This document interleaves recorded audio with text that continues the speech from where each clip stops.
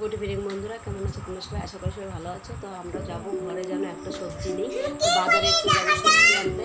এই দেখো মামাম রেডি। আমি কি করি? হ্যাঁ, তুমি কি করো? হ্যাঁ, এই যে দুষ্টুবাজি করে বলে। তো চলো যাই,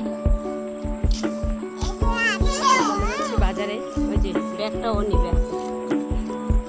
অ্যাকচুয়ালি আমার একটুকু মনে ছিল না আজকে মানে বাজারে যেতে হবে, ঘরে একটা সবজিও নেই। ফট করে মনে হলো 5:30টার দিকে মনে হলো, তাড়াতাড়ি করে রেডি হলাম। রেডি হয়ে আর এদিকে আমি রেডি হচ্ছি, শাড়িটা পরছি। আর সোনামা কী করছে, কলে পারে গিয়ে জল দিয়ে শরীর ভিজে দিয়েছে। আজকে 3বার স্নান করেছে, পিছনে দরজা খোলা থাকতেই 3বার দিয়েছে।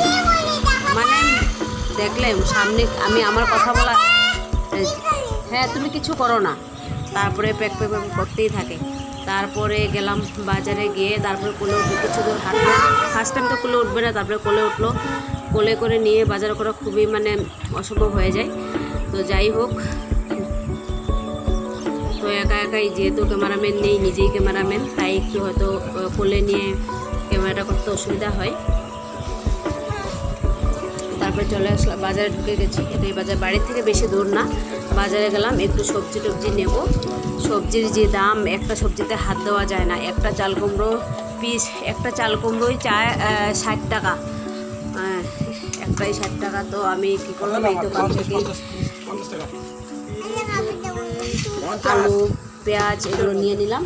তারপরে আলু পেঁয়াজ নিয়ে ওখানে আবার মিষ্টি কুমড়ো এগুলো আছে, মিষ্টি কুমড়ো নিয়ে নেব। আর এই এখান থেকে আলু পেঁয়াজটা নিয়ে গিয়ে তারপরে